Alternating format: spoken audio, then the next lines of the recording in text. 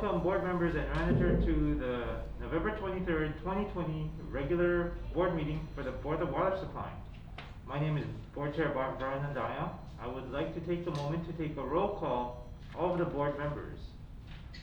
Board members, please say aye when I call your name. Vice Chair Kapoor Sprout. Aye. Board member Jade Butai. Board member Rasa Samura. Aye. Board member Ray Soon. Aye. And Aye. thank you, Ray. And board member Max Sword.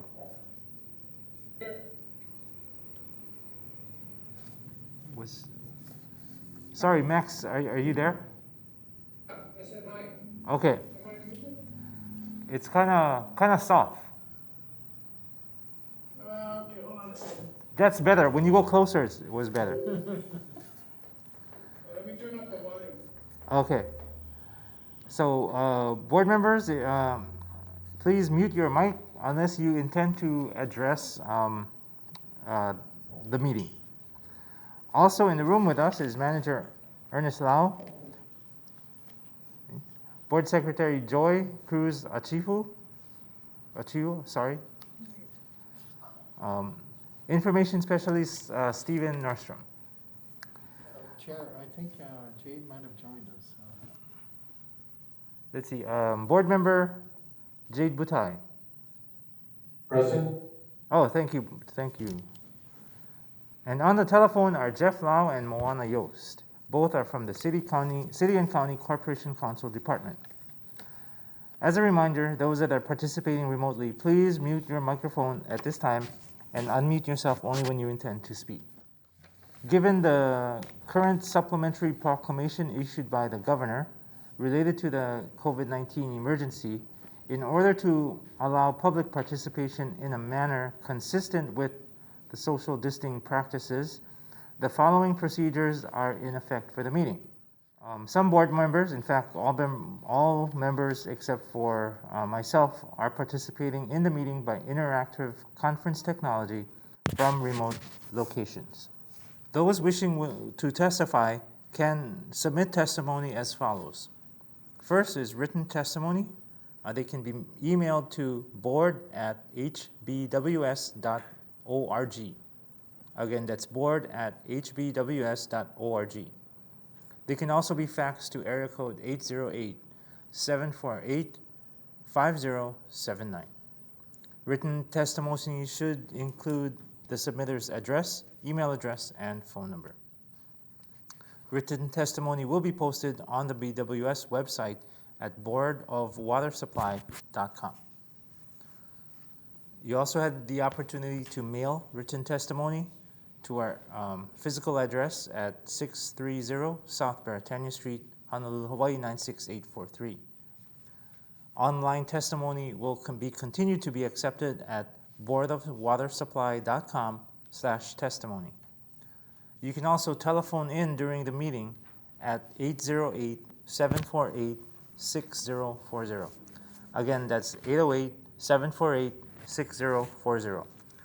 Callers will be placed in the queue and brought up to testify one at a time. Unfortunately, at this time, we're not able to accept in-person testimony. All right, moving right along here, materials are available on our website too, under board packet, which is located at www.boardofwatersupply.com/board meetings. This meeting will also be viewable via live streaming on Facebook Live and the BWS website. All right, today we have one item on our agenda requiring board action. And item number 1 is the approval of the minutes of the regular meeting held on October 26, 2020. Do I hear a motion to approve?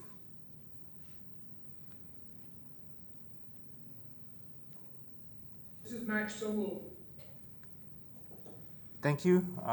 Member Sword, is there a second?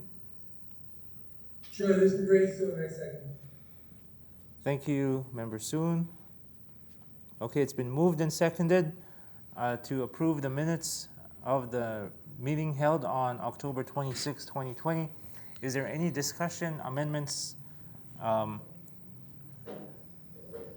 I hear?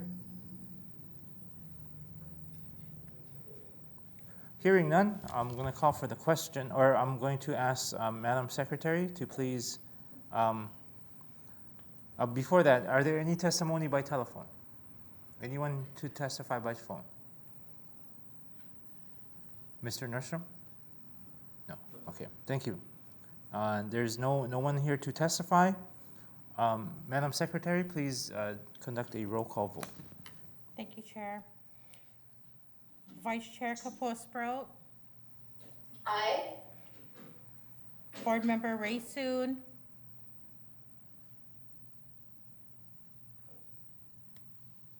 Aye. Board Member Max Sword. Aye. Board Member Ross Sasamura. Aye. Board Member Jade Butai. Aye. And Chair Brian Andaya. Chair, motion passes with 6 ayes.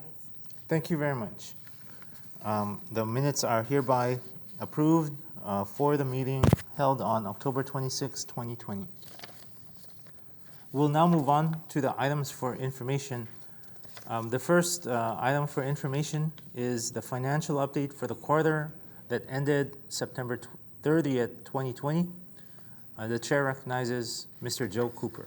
Good afternoon, Chair and Dial, board members. This is the financial performance report for the first quarter of FY21. So this the first quarter is from July 1 through September 30th. Next slide, please. These are our actual revenues were $66 million for this 3-month period. That exceeded our budgeted revenues by about $5 million. Our operating costs were $45 million, which was under our budgeted cost of $51 million by about 11%. And this gives us a net revenue of $21 million, which is about $11 million over our budgeted net revenues of $10 million. In summary, our revenues have actually been very stable. Our operating costs have been going up a little bit, although they're still under budget. So our net revenue is still under budget, but it's looking good. So next slide, please. This, we dive down a little deeper into some of the cost drivers of our operating costs. Personnel costs were about $2 million or 18% below budget at just over $10 million. This is due to vacancies. Our material supplies and services is about $500,000 under budget, or about 4%. And this is in line with our previous years. Most of these budget variances are due to timing differences. Let's see, our equipment is almost, well, we spent very little on equipment. We budgeted about $900,000, and we've only spent about $3,000 of that.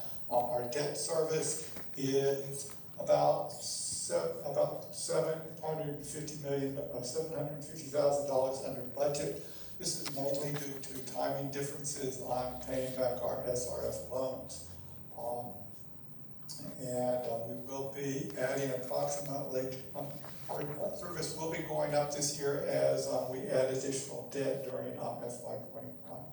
Our utilities are under budget by about $1.6 million. This is primarily due to the cost of electricity has been going down recently. Next slide, please. This is a operating budget actual by division of our different operating budgets. The various division heads and executive support office are available to answer any specific questions you may have on these variances.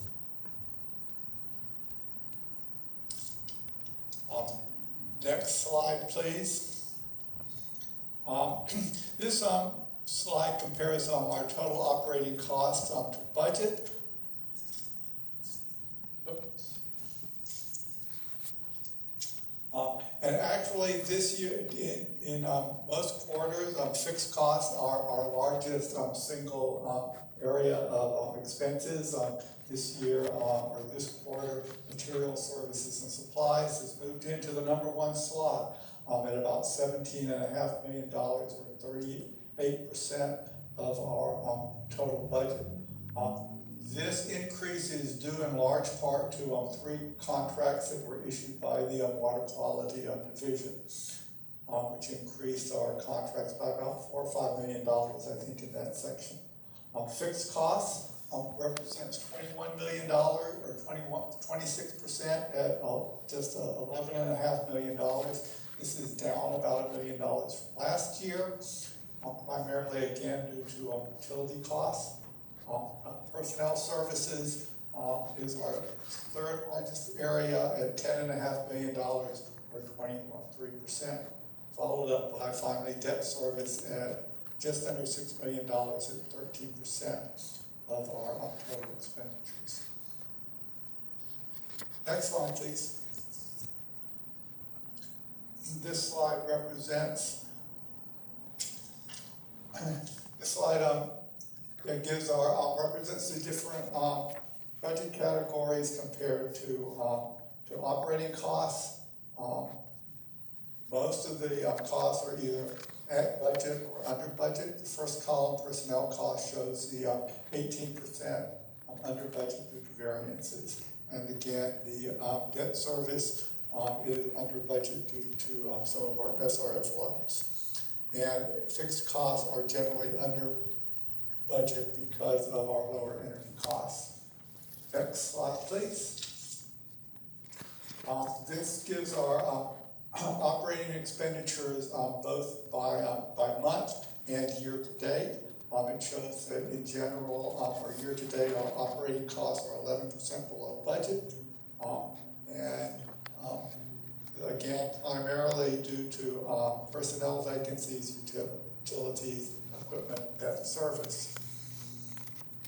Next slide, please. And finally, this graph shows our revenue both on a monthly basis and a year-to-date basis. Year-to-date, our revenues are just about 8% over budget. That's about $5 million.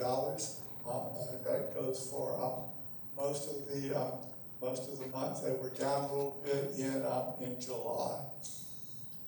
Revenues, because actually, yes, August and September were warm months, and revenues exceeded budget because of above average consumption during those months. Next slide. That concludes the financial report for the first quarter of FY21. Are there any questions or comments that I may address? Members, any questions or comments? Yeah, this is Max. Just real quick question. How are we doing on collections? Well, collections so far, we haven't noticed any major discrepancies, major issues with collections. I mean, they did go up. I'm thinking back in April, I believe that our delinquencies went up, but we are tracking that, but we haven't. And some of the volumes have gone up a little bit, but the number of delinquent accounts has stayed within our normal range. It's a little bit difficult to predict because generally our delinquencies go up at the end of the year because of the holiday season. So we are watching that closely, but we have some concerns, but we haven't really noticed any significant change or threat to our collections. Quick question, follow-up question on that. Between the commercial and the, what do you call it? Commercial and what? Residential, that's the word. How we're doing between the two? I mean, I know businesses have been shut down and you know, they probably use less water, but they do use some water at least. how are we doing on the collection on both sides of those? I think commercial, well, I actually, I'm gonna answer that in two parts, because actually, consumption is down for commercial accounts. And off the top of my head, I think it's down by about $3 million.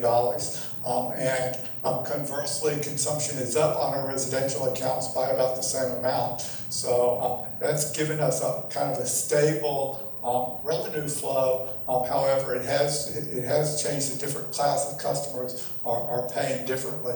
So that has changed. I think that in general, resident or commercial accounts have been a little, I mean, again, back in April, there was a big jump in commercial delinquencies, but they've come down to the normal range.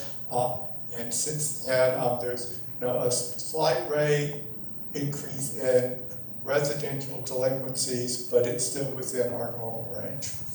Okay, well, it's good to hear.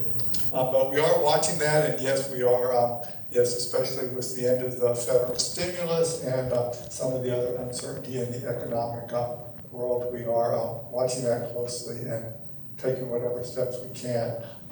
We are actually updating our long-range financial plan to evaluate different scenarios to deal with different impacts of or economic impacts from COVID-19.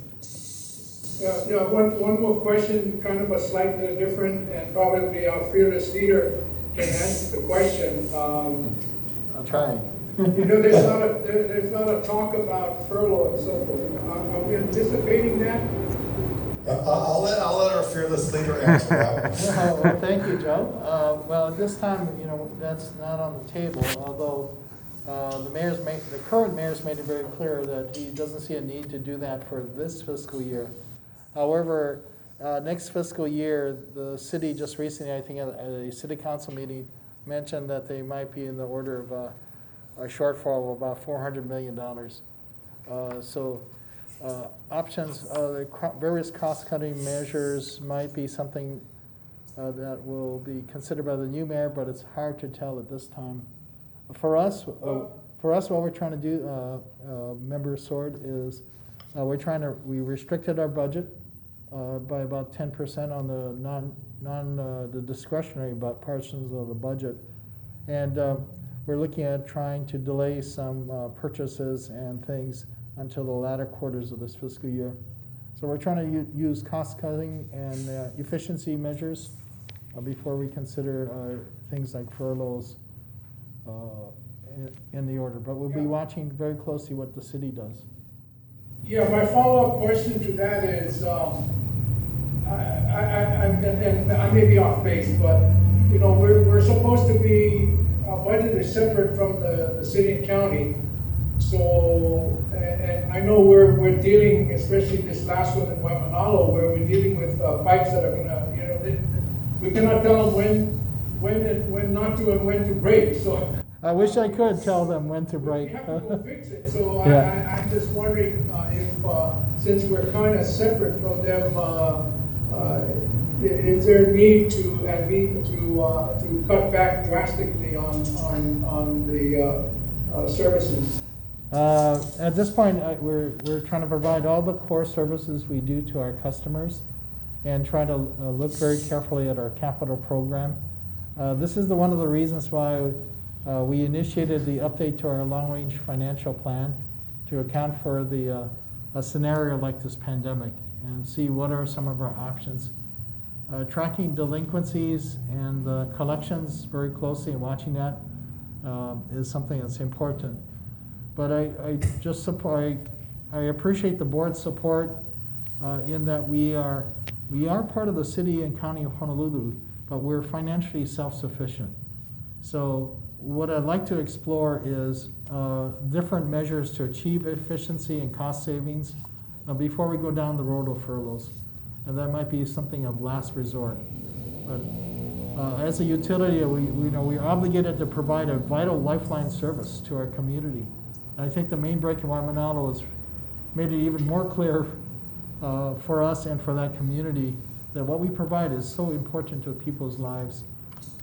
So it's going to be important that I think when we make decisions regarding how we operate as a utility, So we look at what is in the best interest of our customers. Yeah, I appreciate the cost-saving measures that you are looking at, and I'm all for that. I'm just concerned that, we cannot determine when a pipe is gonna break, and Right. certainly don't, we don't want that to happen and not be able to fix it. So a very good point related to that, Board Member Sword, is that Joe just gave an update on our financial expenditures on our operating budget. And you notice that we're not, like in personnel services, we're not at 100%. So every year, I appreciate the support of the board, you adopt a budget, an operating budget and a capital program. On the operating budget, we have endeavored to try to execute as high as we can on that. And I think in the last few years, we've actually, between the budgeted amount versus the actual amounts expended on an annual fiscal year basis, we've achieved about 92% execution rate of the budgeted amount. I think at that point, I probably have squeezed our utility to be efficient and to execute probably as hard as I can. Because if we were to execute at 100% of budget, we would have no money in the operating budget that could deal with emergencies. So I think at 92% we're doing good, and I appreciate and applaud my staff for achieving that. But that additional 8% is like our contingency for this type of emergencies, that we have the flexibility, and with the board's support of the board resolution on the budget, it gives the manager flexibility to move money around within the operating budget, but stay within the total to deal with emergencies like what we experienced in Waimanalo over the last week.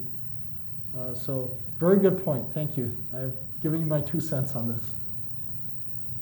Okay, appreciate it, thank you. Thank you. Members, any further questions? Chair. Yes, Member Butai. Yeah, under delinquencies, do you believe the customers have the ability to pay when due, and what contingencies do we have if they are slow to pay or unable to pay on a timely basis? Board Member Butai, we've suspended shut-offs of water. Usually the ability to turn off a person's water is the ultimate tool that we have to encourage people to pay their bills. But under the circumstances, to the end of the year, we are not going to shut people's water off, because we know we're in a pandemic and people need water to survive. And more times than not, they're staying at home, so they need the water. We encourage people to pay what they can and enter into a payment arrangement. But there may be some that have no jobs, and so the delinquencies will still expand for those customers. But we're hoping that at some point when they have their jobs back, they can start to pay and pay over incrementally over time.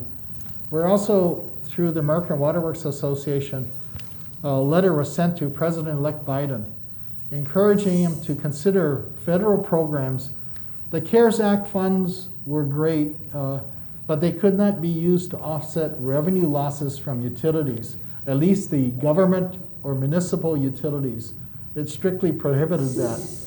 But we would hope that future programs would help to allow us access to the federal funds to help support our customers that are struggling to pay their bills, especially those that are on the lower end of the income scale.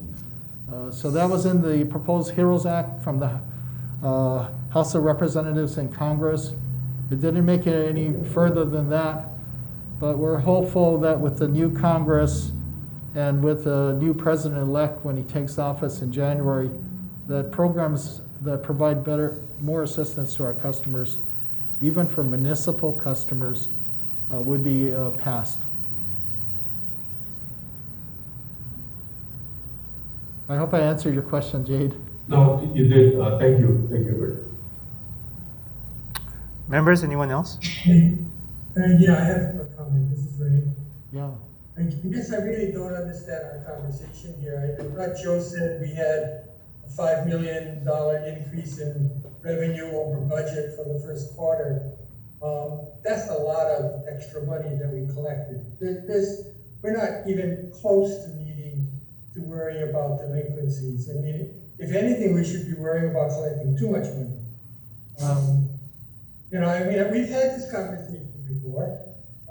I don't know when, maybe a new administration looks at it and says, hey, we're short on the city side. Why is Board of Water Supply collecting so much relative to their expenses?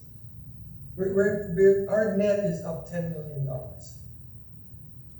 Our fear should be the other way around. It's not worrying about delinquencies. It's almost worrying about collecting too much money. Thank you, Member Soon.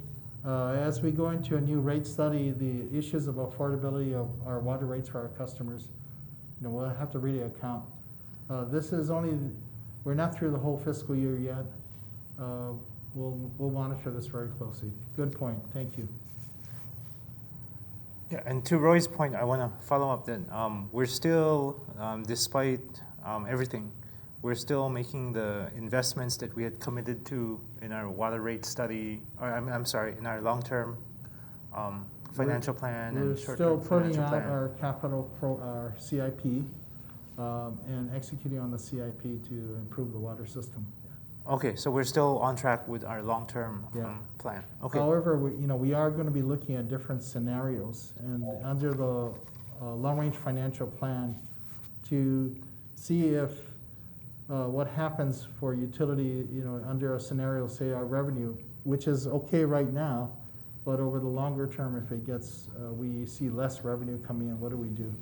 How do we adjust? And then what's going to be important, I think, is the next rate study that we have. We'll start the process next year to do the rate study, to look at how do we look at the rate increases of the next 5-year period after 2023, as our island's economy tries to recover. I know it may seem like we have a lot of money right now, but we're watching this very carefully. And like I said, on the operating between actual and budgeted amounts, we should never probably budget to expend 100%. I mean, if we expend 100% of our budgeted amount, we have nothing left to deal with emergencies that we know come up during the year, when there are major main breaks or other issues that happen. So we're at 90%, 92% execution rate on the operating budget. I think we're probably squeezed it pretty close. We don't want to be in a situation where we run out of money, we can't effect a repair in a timely way or bring the resources necessary to deal with a disaster or other events. So that's kind of my recommendation. But I am keenly aware of what our customers are experiencing right now. Another county with the water department within the state of Hawaii, they passed their board passed a 12% rate increase. I think it's, our rate increases are in the 4% range each year. And we're going to be looking at the next set of rate increases beyond that. But we're going to have to moderate how we implement also our capital program. If we want to reduce revenue or take smaller, basically leave more money with our customers, then we have to look at how do we moderate our CIP program and our operating budget to fit within how much we collect. I'm sorry, Ernie, I think we passed a good budget, and I think you guys presented a good budget to us. We have line items in the budget to take care of repair and maintenance. And what you're saying is, yeah, well, maybe we're gonna have too much. I just think, guys, we need to keep our eye on the ball, and I think, at least I take my role on this board as protecting the ratepayer and worrying about service to the ratepayers. That's my big concern. It's not about, I don't want to say it's not about the Board of Water Supply. It's not about building a major resource. It's about keeping our eye on service and on rates to our retailers. And Yes. I don't think you need to make an excuse for where we're at. I think it's just when we're having conversations, I'm not sure it's fruitful to be talking about how we worry about delinquencies when we're collecting $10 million a quarter over what was budgeted. It's the wrong focus. Board Member Soon, I don't disagree. I think the question on topic of delinquencies came about as a kind of a question from the board. But we're watching it very closely. And that's what utilities all across the country is monitoring. It's part of being financially, fiscally responsible too. But so far, I think what Joe is saying is we don't see really a significant impact at this point. But it doesn't mean that we don't keep our eye on that ball. The other part of the equation is just being very careful with our cost. Making sure we prioritize and spend money when we need to spend money. If we don't need to spend it, if it's not a priority, then can we defer it? Can we delay the expenditure? So financially, we're fortunate. We have a stable rate base, and we're in pretty good shape. Our bond rating remains strong, and I think we've been able to preserve, hopefully, our AAA rating from S&P and our AA plus from Fitch. Joe, you want to add anything to that? Well, I was going to add this is a discussion of the operating budget, and so yes, we do have some excess, or we do have some net revenues in that, because we are semi-autonomous. Those don't go back to the general fund, but those actually carry forward to the next year, and actually kind of move over into our CIP. So it's whatever operating funds are not used, expended for operations in 1 year, actually go to fund our CIP program in the following year, and that reduces the number of bonds that we, or the amount of bonds that we have to issue. But I do agree with you, Councilmember Soon, that it is something that that we should keep our eye on and watch these costs like a hawk. Yeah, and Chair, yes, Member Butai. do we have, going back to what Ray mentioned about the perception that, I know in healthy times, it seems like we collect a lot of money, but do we have legal restrictions on, that maybe the city will attempt to rate some of our money? Is there legal restrictions? I know for us at DOT, airports, we have the federal diversion. If we use our airport money for non-aviation, we will jeopardize our federal funds. I can try to answer that, Chair. Okay, so we do have, you folks, the board members, have worked together to set a financial policy, something called a working capital fund, where each year we carry over a certain amount to cover like 60 days of operation with a targeted in the future of 180 days of operation. So the uncommitted funds that is collected each year goes toward that amount. And I think right now we're probably a little bit under on the budget, in budget terms of meeting the 60-day requirement, or very close to it. So if the board elects, and the 60 days was put there really as kind of our emergency fund or rainy day fund to handle disasters and other events where we could continue to operate when, if a hurricane were to hit us, there would be probably no rate revenue coming in because we probably couldn't bill because people may be digging their way out of a hurricane event. And then it's there to cover a certain period of operations and also get us through until we can restore normal operations of our utility.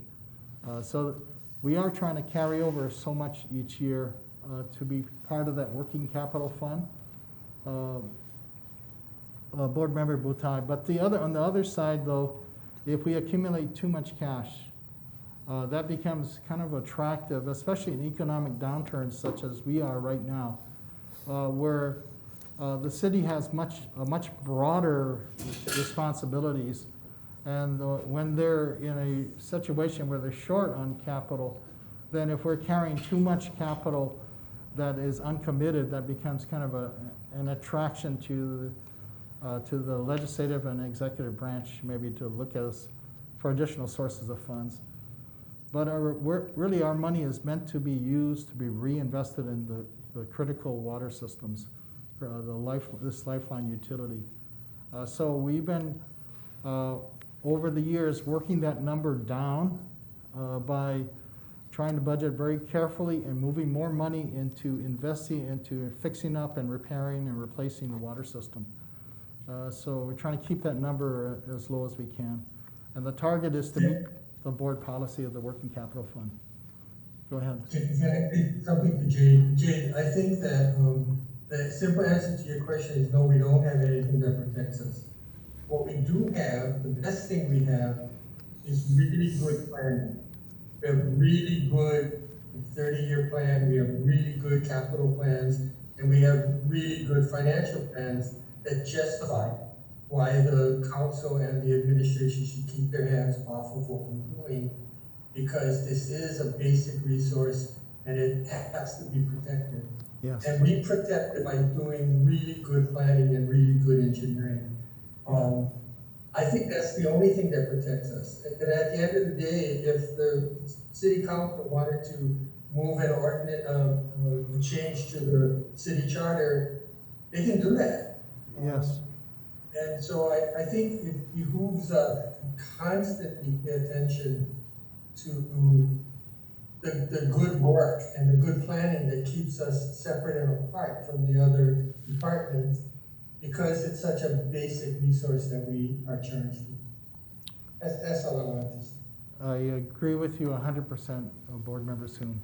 So I have a follow. Well, and I'd also know that when we were looking at pipeline replacement and how much actually needs to be done, our approach to that has been conservative and been constrained based upon the resources that we have available. And so to the degree that there are unexpected, net revenues this year, we can always look at that and revisit as far as what we want to do for pipeline replacement in particular. Yes. But as Ray pointed out, we have, excellent planning that drives our decision-making on the short and long-term horizon. But I did have another question, and I don't know whether this is for Ernie or for Joe or for Michelle, but I know, personnel has been a real struggle for us for years, and we've been kind of looking at how to fill positions, and have always been kind of subject to the private sector. And now that, that the economy is different, I'm wondering how things are going as far as our hiring, and whether we're seeing, what kind of improvements or trends we're seeing, if any. Board Member Sproat, could we hold that until we get to the report from on positions later in the agenda? Sure. Okay. And I will just say that as far as, I don't know about the technical and the engineering side of recruitment, but I know in the finance division, we have been very fortunate in the last 6 months to have been able to hire people from the private sector that have a lot of experience, and I think a lot of that comes from the fact that the economic uncertainty out there in the real world. Or in the private sector. So at least in our division, we have, seen that as an opportunity to fill some of our positions. Yeah, that is not the case in every division, and certain types of positions remain still very difficult to fill. So we'd be glad to discuss in more detail when we get to that item in the agenda, if you're okay with that, Board Member Sproat. Yeah. Sure, no problem. Oh, okay. If there's nothing else on this, I do have something to add. So I see both sides or all sides of this. I try to. I remember when I first joined up as a board member, the excess would be in the range of $30 million per quarter. So I think the excess has been brought closer in line to what the actual budget was. There is more work to be done. I think what would be helpful, and it's also important to consider that this is just a snapshot of one quarter. So we've got more quarters to go, and so we may run over on the others. We don't know. A lot of it is a matter of timing, like how we booked the last big contracts. So maybe what would be helpful is, as part of this report, if we could have a status report on where we are at with respect to the 60-day reserve policy that we adopted, which we did not adopt lightly. We deliberated that, considered that, and we adopted that, and I think it has reasonable basis. So if we are falling a little bit short, then maybe, it can provide a little bit more context as to, if we do have a little bit of a surplus, that, hey, we still have some catching up to do with respect to that standard that we adopted. No, thank you. And as we move forward with the updated long-range financial plan, we have actually are building a financial model we'd like to share with the board. Okay, that'd be helpful. But yes, I do want to reassure, I've been watching, making sure that we still commit to our long-range commitments, long-range plans, including the water master plan and getting to the 21 miles of replacement every year. Okay, if not, I'm going to move on to the next item, the Capital Improvement Program quarterly update. Chair recognizes Mr. Jason Takaki. Thank you, Chair. Good afternoon, Chair Andaya and board members. So this is the quarterly report on the Capital Improvement Program for all divisions for the quarter ending September 30th, 2020. During the first quarter of FY21, there were 6 contracts that were awarded, totaling $1.3 million. During the same time, 3 projects, 2 design and 1 construction, were completed. And the details on the awards as well as completions are on the following page. And I'm happy to answer any questions you might have. Members, any questions? Okay, so it looks like we are running significantly under our budget. I think this is not the first Usually the first year, quarter. but this seems to be a normal occurrence. The first quarter, while we're trying to get the contracts booked, that we run a little bit under. In the beginning, we've been trying to push more into the first 2 quarters. It's still a challenge, but usually the 3rd and 4th quarter is really when we go pretty gangbusters on this. Okay. And CIP bid out and complete. Okay, we'll continue to monitor then with that note. Okay. Yeah. Members, any questions on the CIP? The next item is recruitment status. Chair recognizes Ms. Michelle Thomas. Good afternoon, Board Chair and Board members. My name is Michelle Thomas. I'm the Resources Officer for the Board of Water Supply. I'm here to give you the recruitment status update for the period of August 2020 to October 2020. For the period of August 2020 to October 2020, the board has had 16 new hires, 5 promotions, 4 demotions, 12 separations, 15 new approvals to fill, and 8 canceled requests. On the next page, it talks about the details of what those particular activities have occurred. As you can see, there has been significant activity with the Human Resources Office regarding our recruitment, and all of the activities have yielded quite a few new hires over the past quarter. We did luckily not have too many separations over the last quarter. However, we are anticipating that there will be significant retirements in the quarter that we're in currently, because we have already received requests for retirements or notifications from the employment retiring system that we are going to have significant retirements. But we do continue to recruit aggressively. We have been getting a good yield regarding our recruitment. However, we do have positions that are within the board that are historically and continue to be difficult to fill.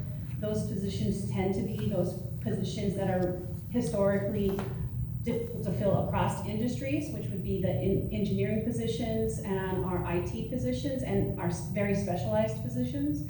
But we do aggressively continue to recruit and work with partners within the island and the state in order for us to be able to try to get the best qualified candidates for our positions. I believe that addressed your question, Board Member Sproat. However, did you want further details? So as far as trends over time, I mean, what are you seeing anything? Well, we are trying to track all of our trends. We are, like I said, there are certain positions that are historically difficult to fill. Those are specifically those classes that are engineering-based, scientific-based, IT, our executive management positions. Those are all positions that are very difficult for us to fill. And unfortunately, due to the civil service process, which we are subject as the Board of Water Supply, there is a significant time frame that does get associated with hiring individuals in those areas. And sometimes, even though we are aggressively recruiting, they get picked up by other agencies because they're able to have a much quicker hiring process. Lucky for the Board of Water Supply, because my office has been so aggressive with it, we have shortened the timeline for hiring new individuals into those positions, but we still are constrained by the civil service process itself. So Kapua, Sure. yes, so like the engineers positions, capital projects division, I think has 11 engineer vacancies right now. They have a total of 24 vacancies in the capital projects division. I think 11 are engineers, also engineering support techs and inspectors. So some of the challenges. We have approached Department of Human Resources at the city about trying to look at some of the tools that the state of Hawaii is using, something called WikiHire, in particular for engineering positions. But I'm hopeful that with the new administration, maybe they'll be more open to different types of programs that could benefit not only Board of Water Supply, but also other city agencies.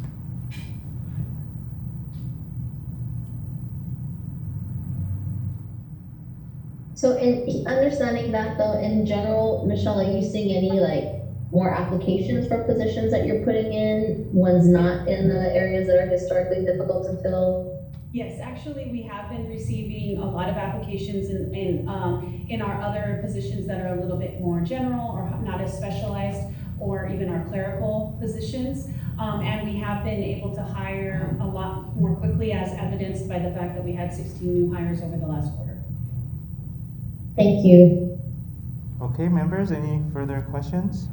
Okay, if not, I just have a comment. So great job with the hiring of 16 new hires. I do notice in the last, since July, we've had an increasing number, not a lot, but just slightly increasing number every month of vacant funded positions and decreasing approved requests to fill. Is that a coincidence, or is that something that we've set out to do? So some of our strategy in terms of trying to manage cost is to start to prioritize which positions we move forward to fill. Knowing that, and Board Member Soon, you know, what we're trying to do is actually, this is the typical engineer approach. You kind of plan for the worst, hope for the best. So by being careful even how we fill our positions, and we're trying to exercise care with the budget there, in case we do face a shortfall in the future. But it's really about maybe the timing of the hiring to kind of look at that very closely. We're in the process now of starting to look at sending out instructions for next year's operating budget, FY22, and we're going to be looking at that.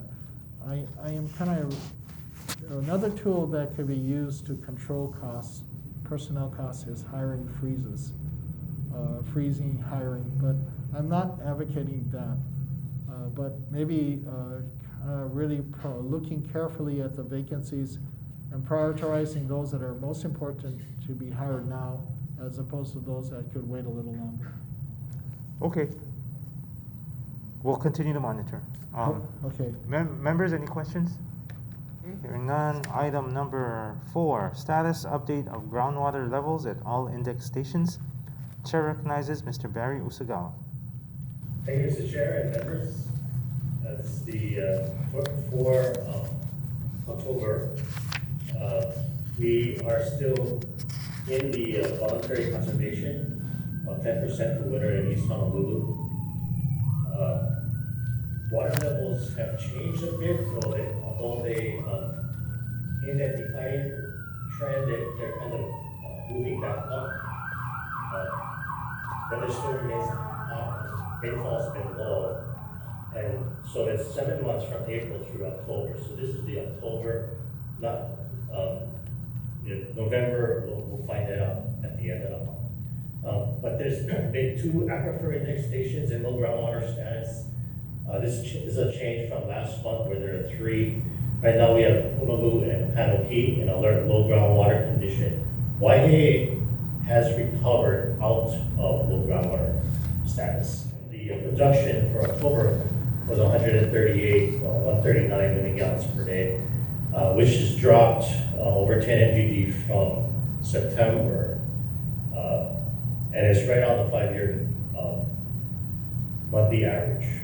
Rainfall for October was below normal, 48% of normal, and that results in a 5-month moving average of 57%. So we're still in that kind of drought condition as of October.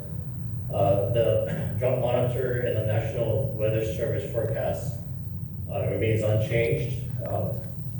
They are looking at an above normal rainfall through April. So we're going to experience a wet winter, and that should bring the water demand down. So you can see the uptick in the groundwater level to 21.4 feet. We're right on the verge of alert back last month. So that aquifer has been recovering, so that's a very good sign. I think that's due mostly because production has dropped. Because we had experienced some rain, but overall it's still under 50%. And Honolulu is still on that downward trend, but just into alert. Scroll down a little bit to Waihe. You can see the recovery in Waihe tunnel. So it was in critical for a month. Yeah. Then it has increased to 24.5. So we're out of low groundwater condition. However, we still haven't seen the recovery of the source. It usually puts out 5 million gallons per day. It's averaging about 3.5. And so it just needs more rain to recharge that particular source to get the production back up. But at least the water is building back behind the bulkhead. You can see the rainfall for October, 48%. I think we'd expect November to be much higher than that because we are seeing a reduction in production. So again, the million gallons on the left, months on the bottom. The blue line is 2019, the green line is 2020, and the gray line is the 5-year monthly average. So we dropped over 10 MGD from September to October on at 138.7, right on the 5-year monthly average. So hopefully this trend will continue to stay low through the winter, and especially if we see those above normal rainfall, production will continue to be low. And that should allow our aquifers to recover during this 7-month drought. It will affect revenues when the production goes down like that, but we did see higher revenues, as Joe was saying, through the summer. So it's just an ebb and flow of production and demand. So that's my report. Happy to answer any questions.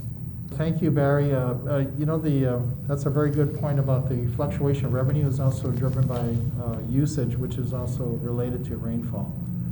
So the dry weather, I think our demand almost got up to about 160 million gallons a day at one point. Daily average. The daily average. So we saw a hot, dry summer. So more water usage and more revenue coming in. But it is a seasonal thing. Okay, members, any questions? Okay, next item.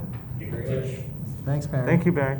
Next item is the water main report for October 2020. Chair recognizes Mr. Mike Fouquet. Thank you, Chair. Good afternoon, Chair Andaya and the board members. Okay, during the month of October, we had 37 main breaks. The average time took us to repair the main breaks of 4, 6, 8, and 12 inch was approximately 15 hours. Okay, the leak detection survey approximately 13 miles. They found 1 service leak, 3 main leaks, and for the year, the leak detection team has surveyed 56 miles, found 5 service leaks and 12 main breaks. The big main break we had last week was in Waimanalo, unfortunately, right by L&L, the corner of L&L. Not that it matters. Mike, you didn't need to mention that. I've got to give L&L credit because the manager there, one night he provided the crews with a meal, and our guys are very grateful for them, for considerate for them. So appreciate that very much. But that main break was a 20-inch concrete cylinder pipe. The pipe was installed in 1960, approximately 60 years ago. And the break was difficult too because it occurred underneath the drain line. So we had to support the drain line, and the excavation we did made it very dangerous if we didn't do that. So we had to support the drain line. And because the pipe was old and it was corroded, there wasn't much meat left on the pipe. So to do the well necessary to make the repairs was really difficult. We had a really tough time getting the wells to hold. So several times we welded, we tried to recharge the line, it leaked, we did it again and again.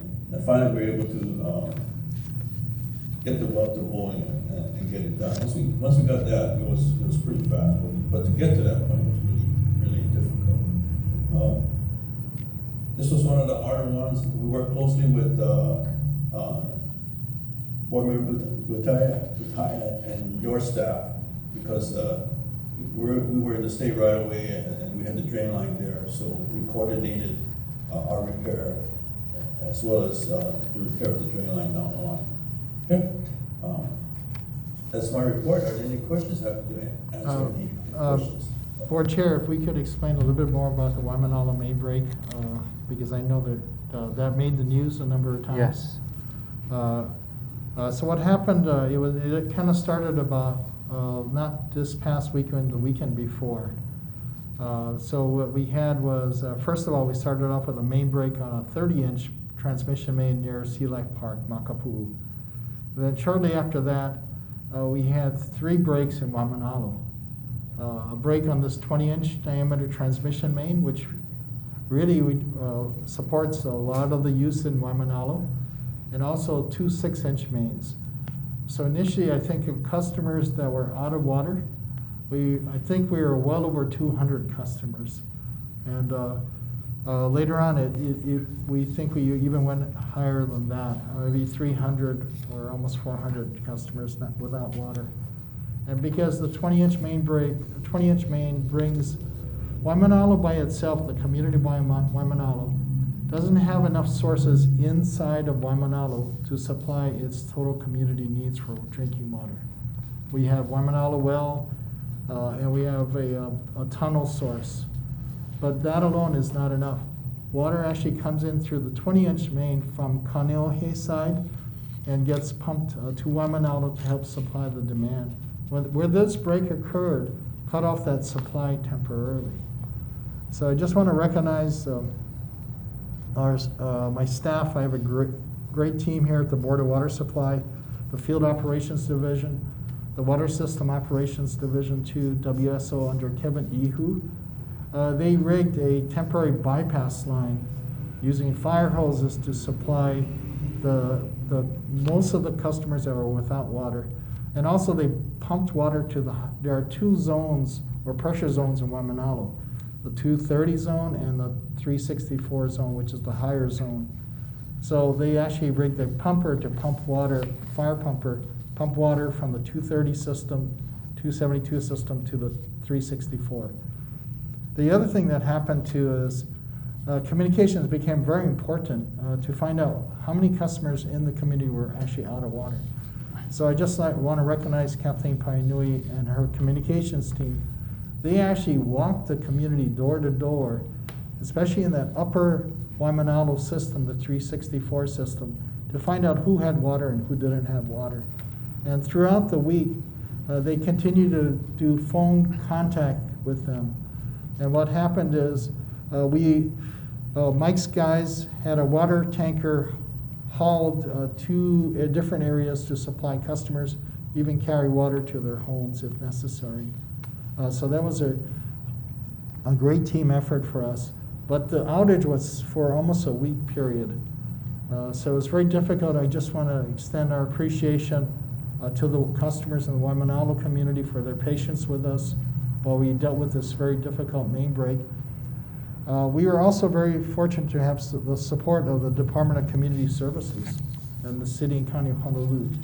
Rebecca Soon, the Deputy Director, called me about use of a mobile hygiene unit, which is a portable toilet shower unit, three toilet shower units in a trailer that can be hauled and be used where people have no water.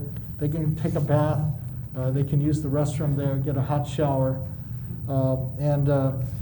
Their contractor, Hie, under Bob Wardlaw, was very supportive and was willing to move that unit around every night in different parts of Waimanalo. And there was a Seventh-day Adventist church in Waimanalo, a Waimanalo Seventh-day Adventist church, which was willingly opened their doors, allowed that unit to be set up in their parking lot for multiple nights. And I just want to recognize Pastors John, Michelle, and Dolly from that church. So it was a great team effort, a lot of communications with the elected officials at all times, partnering with our elected officials at the city level and at the state level to get the word out and to help with the messaging. So I just want to say thank you, Mike, Kevin, and Kathleen for the great job that you did. This is a team effort. It was a very difficult main break to do a repair on. But we had a lot of support from different stakeholders, including the chair of the Waimanalo Neighborhood Board, who helped to get the word out too. Anyway, that's my 2 cents. Mike, let's hope we don't have another main break there soon in Waimanalo. All right, I hope knock on wood on that. Yeah, thank you very much, Angela. I think we would be remiss, given the effect that it had on the community, not to discuss it today. Thank you very much for the update.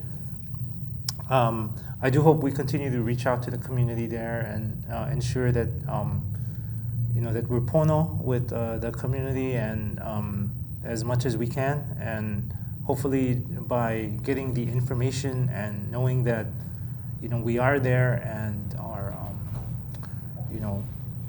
there for them, that things might hopefully be okay in the long run.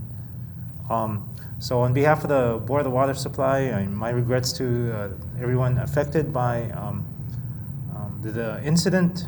I do want to thank definitely the department, from Manager Loud, Mr. Fuke, everyone else, everyone who cooperated in restoring service finally, and to thank everyone again for their patience. Thank you, Chair. Yeah. Members, any questions? Okay, one more item here. Item number 6, schedule of monthly board meetings for calendar year 2021. Thank you, Chair. This is the tentative schedule for board meetings for 2021. So I'd just like to request the board members if they could check their calendars to make sure that these dates work for you. And let us know, let Joy know, the board secretary, if any of these dates don't work for you, any of you. All right, members, any questions? Well, if not, I think that brings us to the end of our agenda. I do want to thank the board members. I think the last 2 months we ran 2-hour meetings, and really want to thank you folks. I wanted to give you guys a break today, and just trying to keep it to an hour, but we're just a little over, but thank you very much for your patience. Before I call for adjournment, I just want to, on the behalf of the board, just wish the department, everyone else, happy Thanksgiving. Happy Thanksgiving. Thank you. Is there a motion to adjourn? Second, Jade. Okay, moved by Vice Chair Sproat and seconded by Member Butai. Is there any discussion? If not, all those in favor say aye. Aye. Aye. All right, motion carries. We stand adjourned.